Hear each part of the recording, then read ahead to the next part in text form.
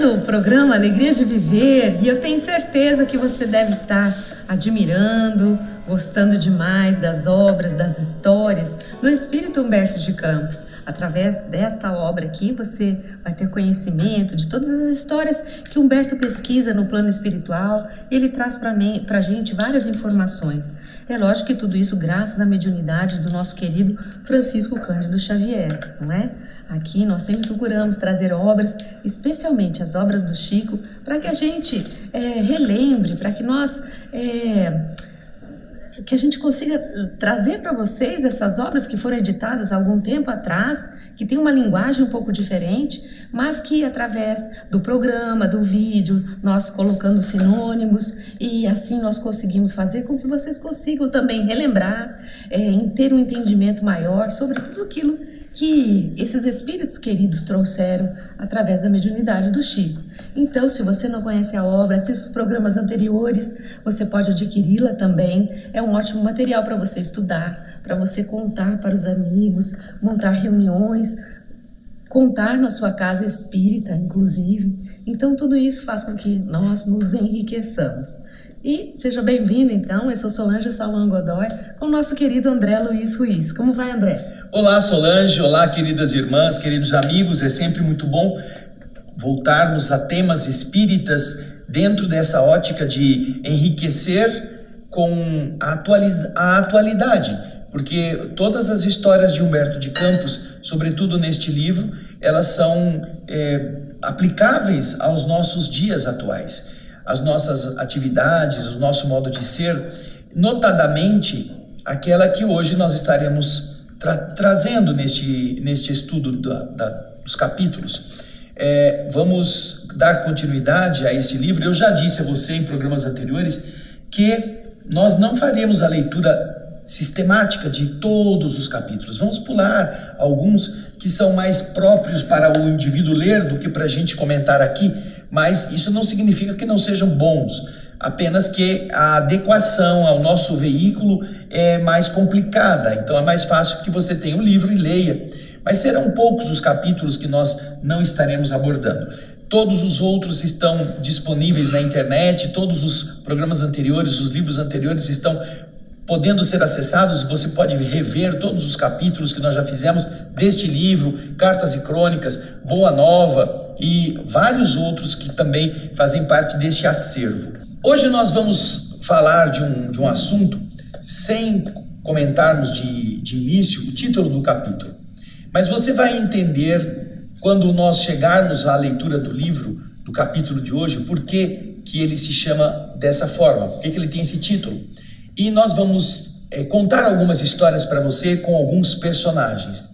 A Solange nem sabe direito o que eu andei pesquisando, mas ela vai depois ter o tempo da leitura e dos comentários do próprio capítulo que nós vamos abordar deste livro.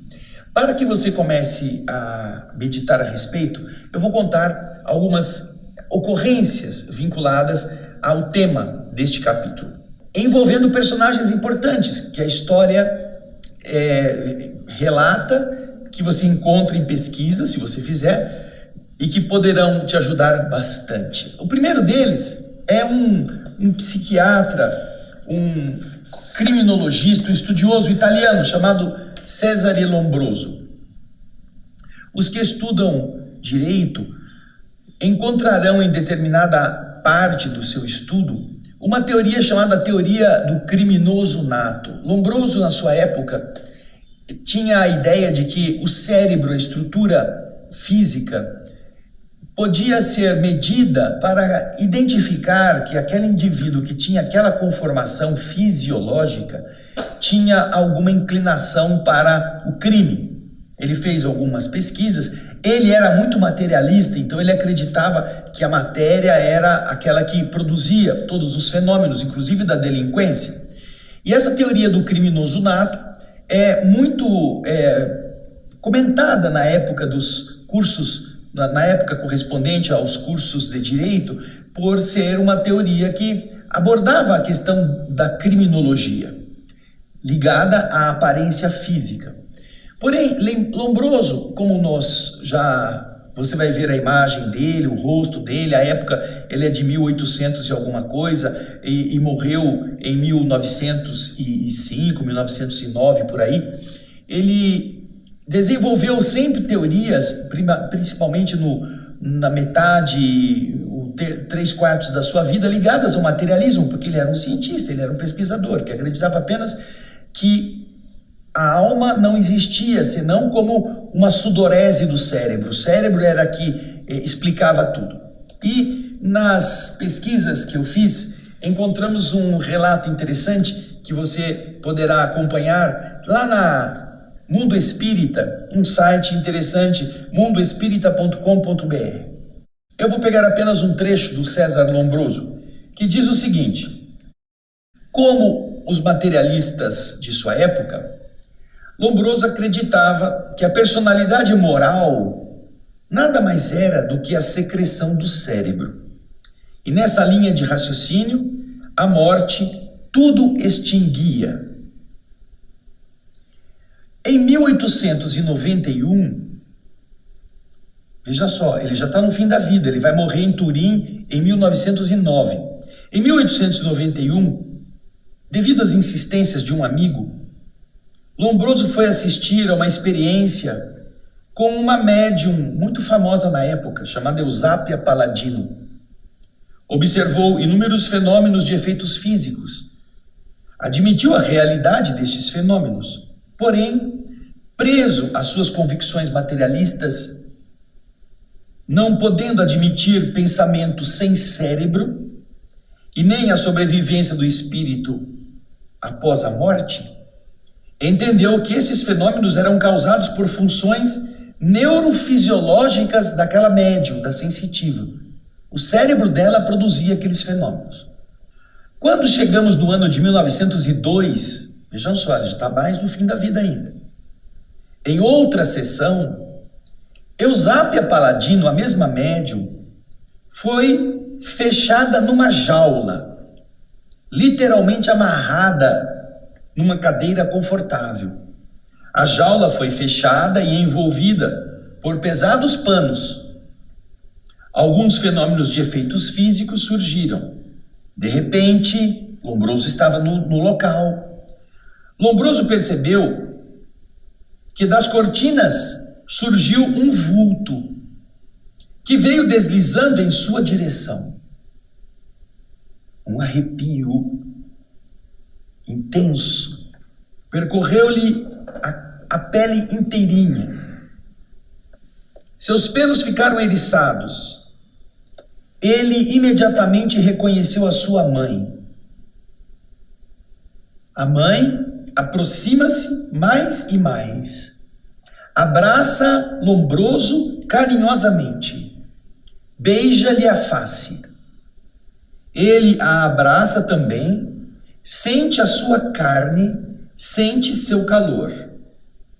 E embora já um pouco surdo, ouve nitidamente ela dizer-lhe em dialeto próprio deles: meu filho. A partir daí, Lombroso passou a devorar tudo o que havia sobre espiritismo. Tornou-se espírita. Entre outros, escreveu um livro muito sugestivo, traduzido para o português e editado pela Federação Espírita Brasileira, sob o título de Hipnotismo e Espiritismo. Nesta obra, ele refuta sua teoria do criminoso nato. Nesta obra, ele diz que não é o tipo físico que determina o tipo psicológico. É exatamente o contrário. O espírito reencarnante é quem, acoplando-se ao óvulo fertilizado, passa a dirigir a multiplicação e a diversificação das células, direcionando-as para a constituição dos mais diversos tecidos do corpo, conforme um modelo previamente impresso em seu corpo espiritual.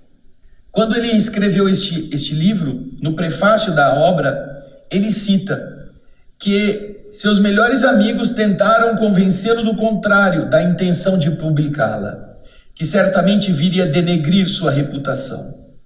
Todavia, tendo consagrado sua vida ao desenvolvimento da psiquiatria da antropologia criminal, entendeu dever coroar a sua carreira de lutas pelo progresso das ideias, defendendo a ideia mais contestada e zombada do seu século, a ideia espírita. Puxa, que coisa interessante, não é mesmo?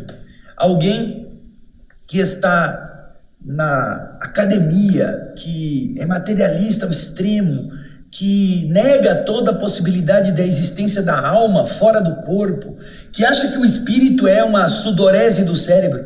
Foi de arrepiar essa reunião. Não é mesmo? Encontra numa reunião de materialização, isso é de arrepiar realmente. E a mãe surge daquele ambiente isolado e vem até ele abraça, ele sente a dimensão, a tridimensionalidade, e aquilo impacta qualquer um, não é mesmo?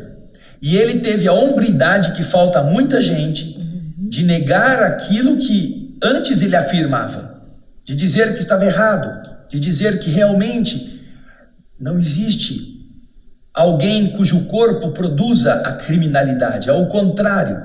E olha, todos os seus amigos mais íntimos tentaram dizer: não faz isso que você vai estragar a sua carreira, a sua reputação. Mas é a verdade que ele defende.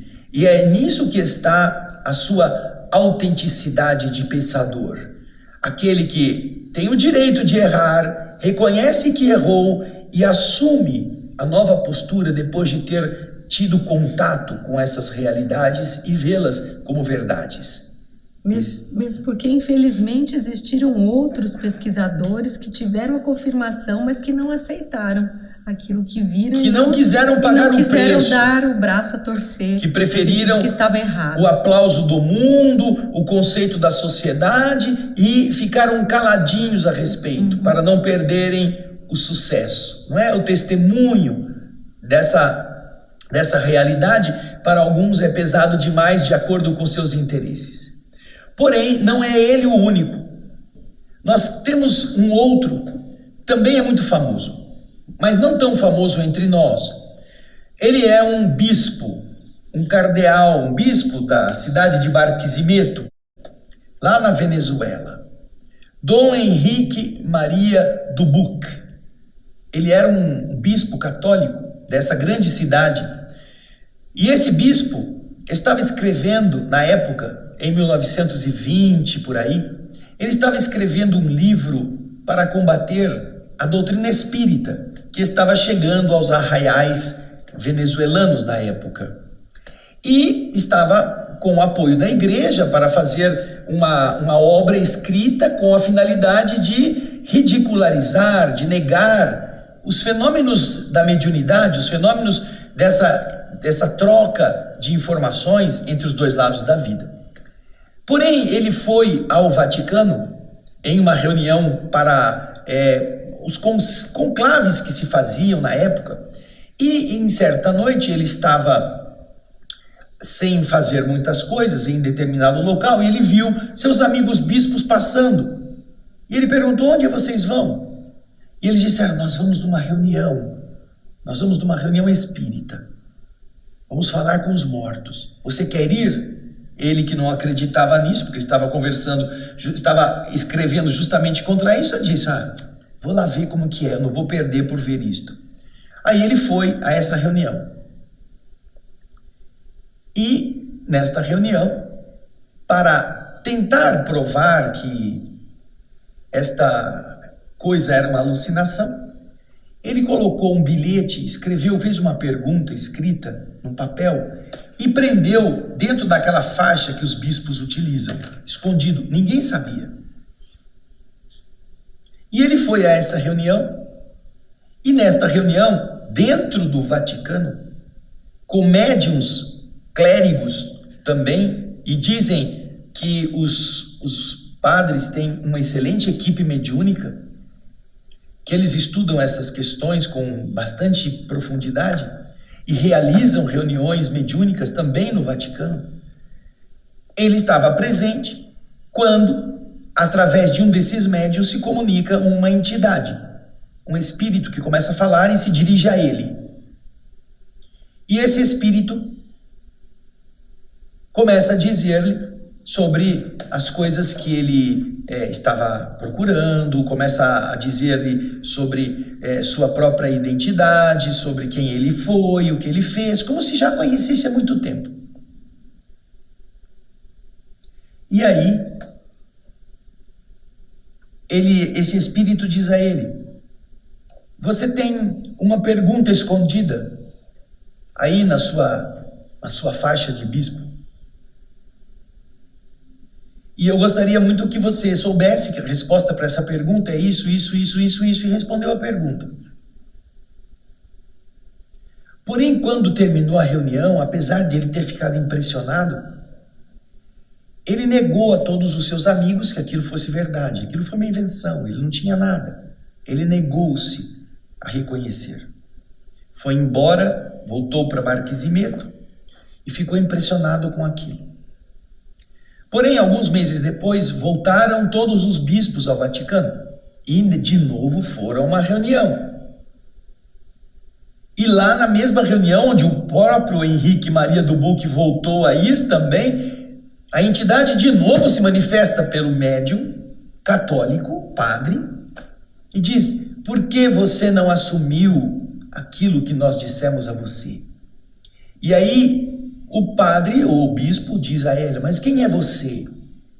E o espírito começa a dizer: eu sou fulana de tal. Essa fulana de tal era uma moça que ele, antes de entrar para a igreja, era apaixonado. Tinha muito carinho por ela, tinha vontade de casar-se com ela, e por alguma frustração, seja pela morte prematura ou por algum problema da vida, eles não puderam se unir, e isso fez com que ele ingressasse na igreja. Eu sou a fulana, eu sou aquela que te acompanha, a quem você tem afeto, que acompanha os seus pensamentos, e eu sei que você está escrevendo um livro contra essas questões da alma. Pois eu digo a você, se você não parar com esse livro, será uma das coisas que você vai se arrepender mais profundamente na sua vida. E ela dá todos os detalhes, o nome dela, quem ela era, que época foi, de tal maneira que o bispo não tem como esconder mais isso dele mesmo. Ele volta então para Barquisimeto convencido de que realmente há um mundo invisível que ele estava tentando negar. Ele suspende toda esta publicação e começa a escrever a favor da doutrina espírita.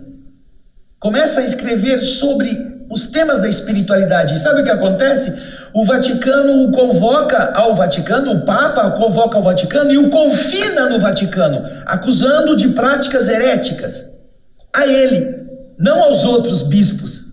E ele fica retido no Vaticano, perde o bispado, só volta a Barquisimeto muitos anos depois, quando já tem um outro bispo ali para dar continuidade às tradições religiosas. Ele então é isolado pela igreja, porque ele assumiu e ele escrevia a favor da doutrina espírita na imprensa venezuelana da época.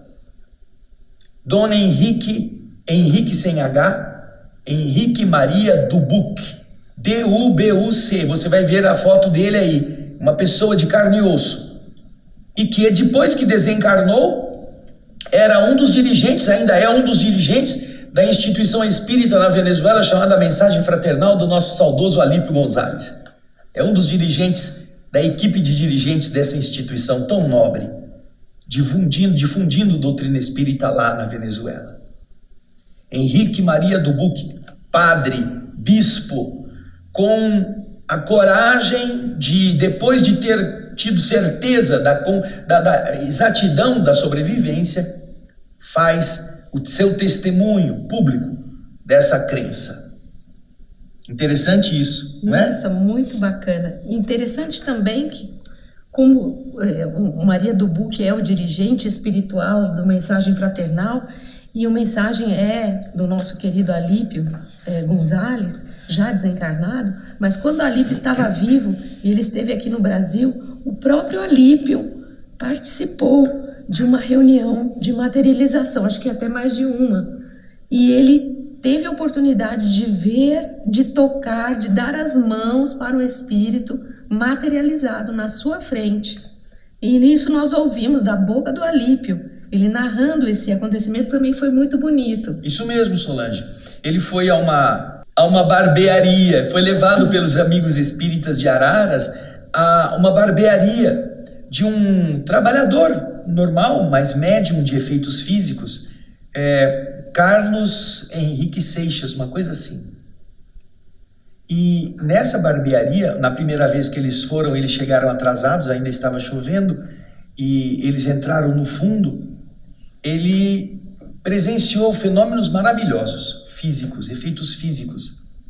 Numa barbearia, terminava a reunião, os barbeiros terminavam, ou o barbeiro não tinha mais cliente, fechava a barbearia, ele limpava, punha umas cadeiras e alguns convidados vinham lá para assistir essa reunião. E ele relata fatos incríveis, com o telhado, com as telhas cobrindo o teto. Ele viu choverem estrelas sobre todos os que estavam sentados. O espírito se materializa, sai e vem conversar com as pessoas.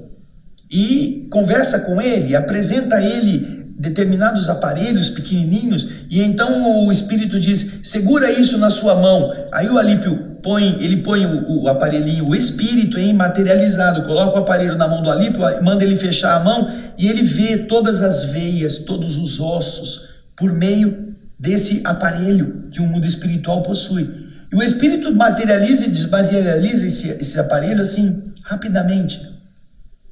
Carlos Eduardo Seixas é o nome do rapaz, que já desencarnou, obviamente.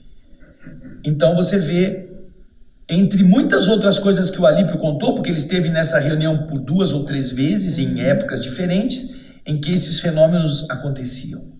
Mas geralmente aconteciam também para propiciar a cura de pessoas que estavam doentes e que iam levadas por amigos, por parentes a essa reunião assistir e sentir o benefício dessa ação do mundo invisível sobre eles.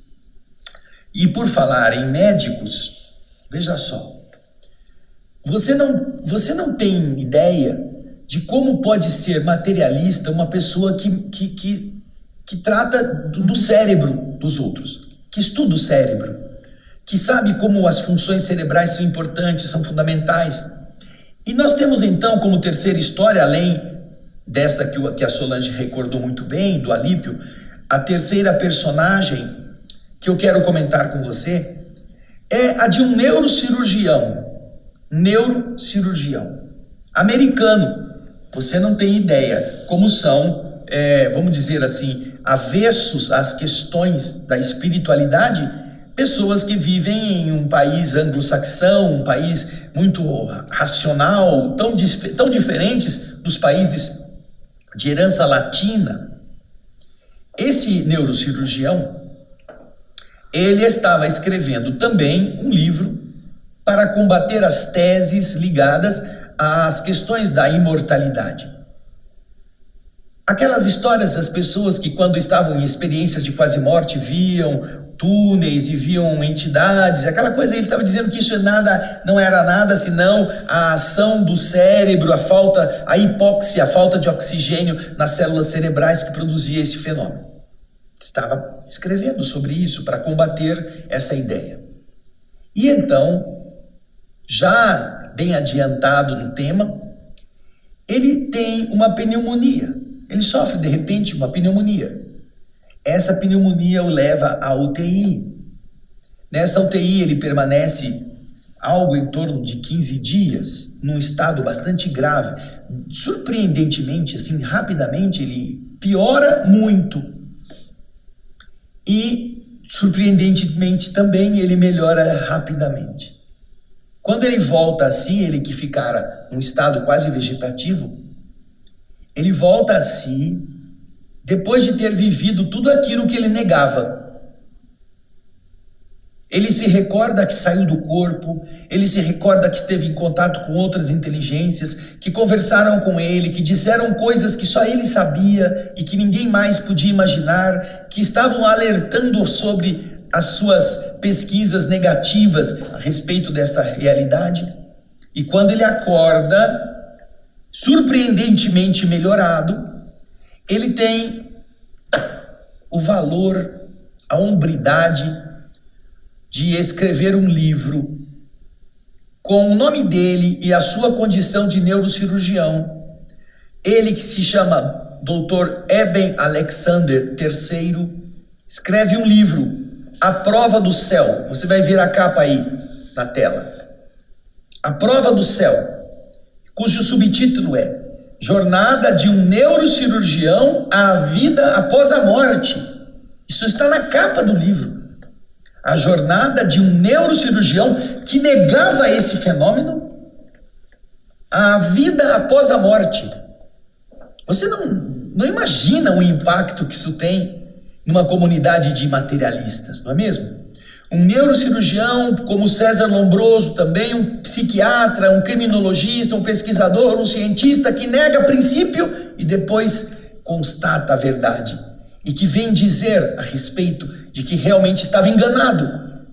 E que então, agora, tem provas de que a vida continua. Estas são histórias verídicas. Você poderá dizer assim, Humberto de Campos escreveu algumas histórias só para encher linguiça num livro. Porém, o que nós estamos dizendo a você, você encontra na internet todo esse relato, toda essa história de pessoas encarnadas que passaram por isso e foram registradas no mundo. Deixa eu só acrescentar, André, porque eu também me lembrei, com relação a essas questões da materialização, se vocês quiserem dar uma olhada, pesquisar, existe no programa O Espírito da Letra, um livro que se chama Nos Domínios da Mediunidade. E um dos capítulos, que eu não vou me recordar qual é, mas bem lá no é mais final, pro final. São 2 capítulos no final do livro. Ele vai falar sobre a mediunidade de materialização, esses médiuns que doam fluidos para que a materialização aconteça. E o programa é feito pelo André Ruiz, e nesse episódio o André traz ao programa as imagens de espíritos materializados em reuniões mediúnicas, onde o próprio Francisco Cândido Xavier estava presente. Então vocês poderão assistir esse capítulo, esse vídeo sobre esse capítulo, que é muito interessante, e vocês verão esses espíritos materializados que foram fotografados. Então vocês vão ver o espírito, o médium doando fluidos, e ao lado do espírito e do médium, ao lado, encarnado, vocês verão Chico Xavier. Chico estava presente na reunião e autorizou que fosse fotografado, o processo fosse fotografado, e depois o Chico inclusive autografa a fotografia, tem a sua firma dizendo que realmente ele estava presente. E interessante que quando a fotografia acontece, ao baterem o flash, não viam nada, só viam um médium doador de ectoplasma e o outro médium, o Francisco Cândido Xavier, ao lado. Porém, quando a chapa foi revelada, eis que surge o espírito na fotografia, porque realmente possuía alguma coisa de material que refletiu a luz, mesmo tenuemente, foi captado pela chapa fotográfica. Então estas são experiências muito interessantes que André Luiz, nós usamos estas imagens para ilustrar os capítulos do livro Nos Domínios da Mediunidade que falam sobre a materialização muito detalhadamente, não é? Mas agora nós vamos para o capítulo de hoje, o capítulo 21º, Solange. E vocês já devem ter imaginado sobre o que é. Exatamente, né? Vamos lá. Materialismo e Espiritismo, capítulo 21. Estamos agora numa reunião com o Dr. Adolfo Bezerra de Menezes. Encarnado, ele está vivo na Terra. Conta-se que o Dr. Adolfo Bezerra de Menezes orientava no Rio de Janeiro, uma reunião de estudos espíritas, com a palavra livre para todas as pessoas presentes, quando, após os comentários diversos, ele perguntou se mais alguém desejava expressar-se nos temas da noite. Foi então que um renomado materialista, seu amigo pessoal, lhe dirigiu veemente, incisiva provocação. Bezerra, continua teu. E não somente por meus colegas, mas também por mim, venho convidá-lo a um debate público, a fim de provarmos a invencibilidade do materialismo contra as pretensões do espiritismo. E previno a você que o materialismo já levantou extensa lista de médiuns fraudulentos, de chamados sensitivos que reconheceram seus próprios enganos e desertaram das fileiras espíritas, dos que largaram em tempo o suposto desenvolvimento das forças psíquicas e fizeram declarações quanto às mentiras piedosas de que se viram envoltos. Dos ilusionistas que operam em nome de poderes imaginários da mente. E com essa relação, nós também apresentaremos um outro rol de nomes que o materialismo já reuniu. Os nomes dos experimentadores que demonstraram a inexistência da comunicação com os mortos, dos sábios que não puderam verificar as fictícias ocorrências da mediunidade, dos observadores desencantados de qualquer testemunho da sobrevivência, e dos estudiosos ludibriados por vasto bando de espertalhões. Esperamos que você e os espíritas aceitem o desafio. Bezerra concentrou-se em prece alguns instantes e em seguida respondeu, aliando energia e brandura. Você vê então que numa reunião pública estava o Dr. Bezerra falando da espiritualidade, mas tinha um penetra.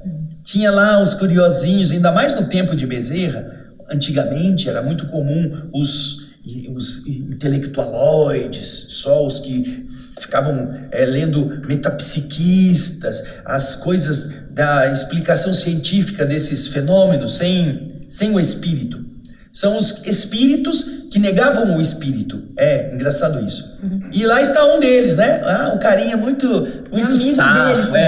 Muito safo. Eu sou ateu e eu quero desafiar você para vir provar que o espiritismo é mais importante quando nós temos provas de que é o materialismo que prevalece. E começa a fazer essa relação toda. E então submete a Dr. Bezerra toda essa questão de médiuns que se desencantaram, pessoas que perderam a fé, pessoas que passaram por problemas, outros que foram pesquisar de acordo com os seus interesses e não encontraram a alma, alguns que tentaram encontrar a alma no microscópio, mas não conseguiram, etc, etc, etc.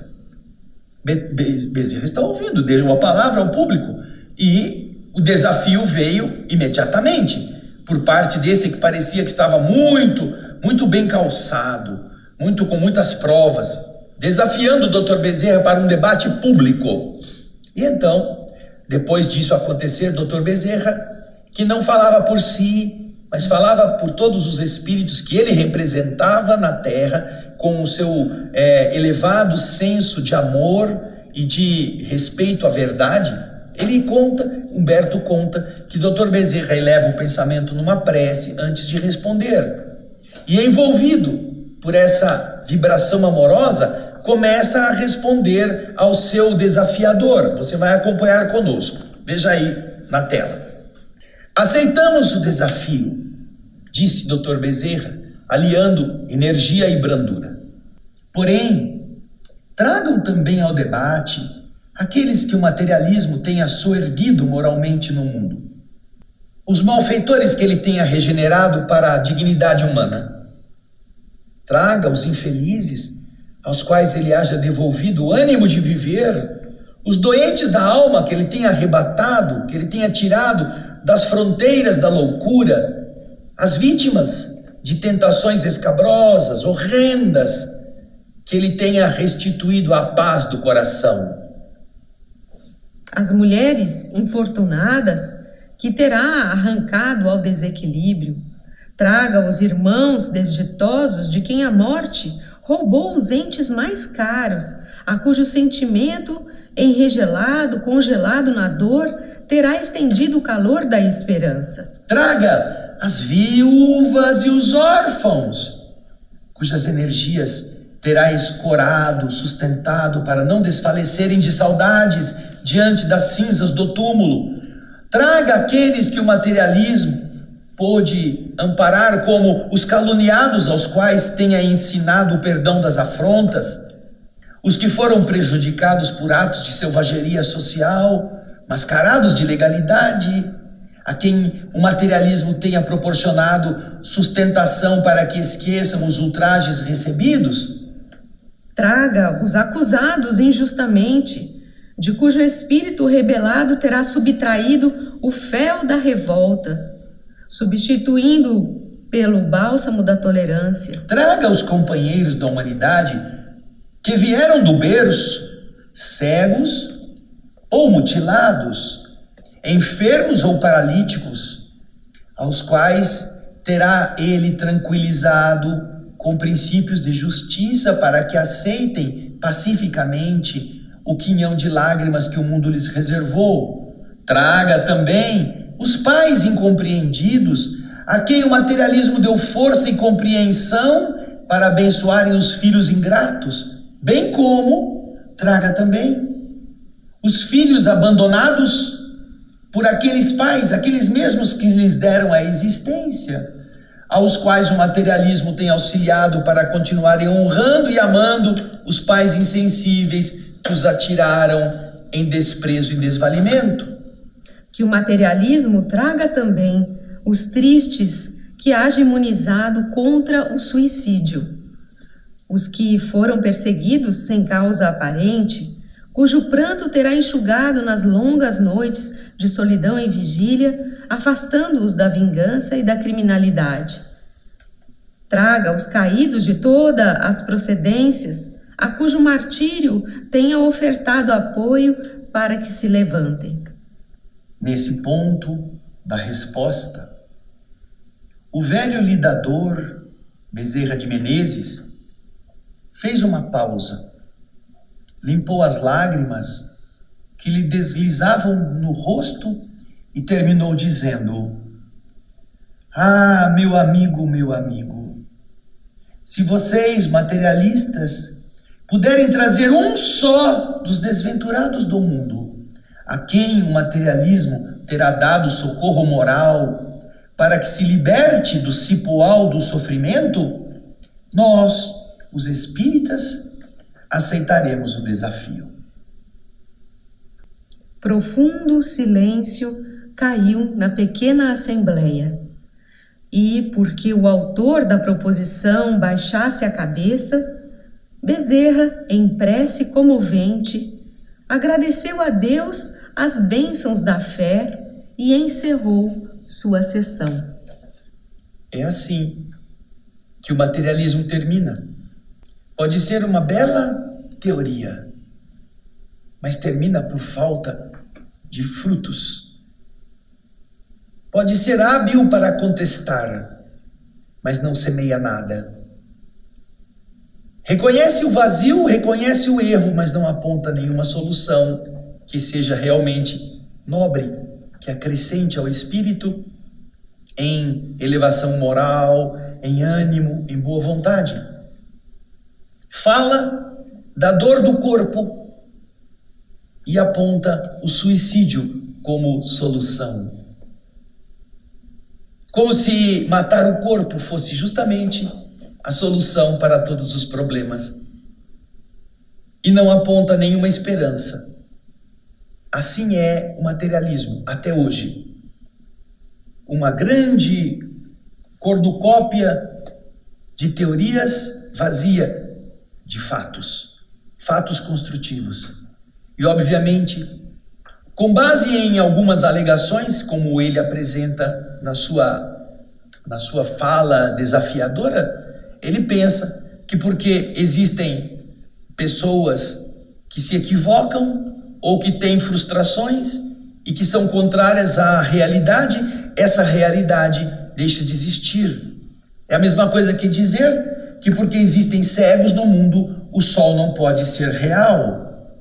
Que porque existem doentes não podem existir saudáveis, que porque existem ladrões, todos os homens igualmente são marginais.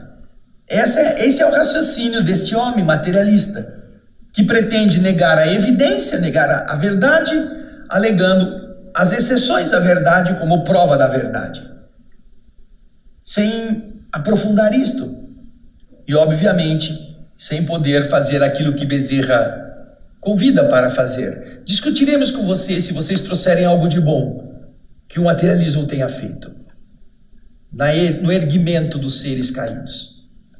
E aí acabou a conversa. Isso foi na época em que o Dr. Bezerra estava encarnado. Mas hoje, e isso é muito bonito agora, porque estamos muitos anos à frente e a própria ciência já descobriu através de aparelhos, a própria ciência, diversos pesquisadores já estão dizendo que o materialismo morreu por falta de matéria.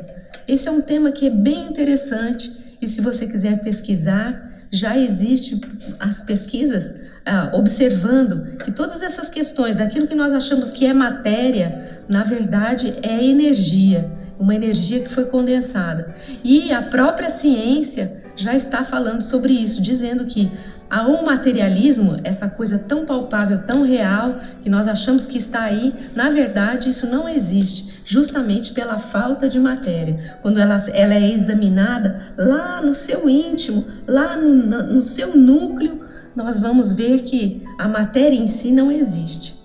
Ela tem uma aparência que parece sólida, mas ela se esgota nela mesma, ela se degrada com a regra da matéria, e aquilo que realmente existe de perene, que é aquele que governa essa matéria, que dá vida a essa matéria, não pode ser contido no interior de um buraco.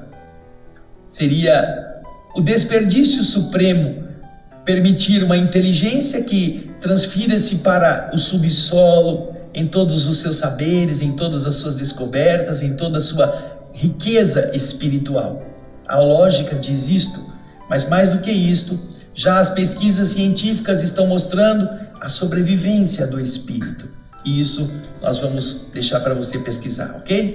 E vamos deixar para você também essas questões morais que só o Espiritismo traz para a gente, que a gente tem esse entendimento todo que Dr. Bezerra comentou agora há pouco, as causas das aflições, o esquecimento do passado, tudo que o Espiritismo vem desvelar, você também vai encontrar nesta bela obra, no Evangelho segundo o Espiritismo. É isso aí. É isso aí. Semana que vem, novo capítulo, tá bom, gente? Desse mesmo livro aqui, Estante da Vida. É isso mesmo. Nos vemos no próximo Alegria de Viver. Até lá. Tchau. Beijo grande.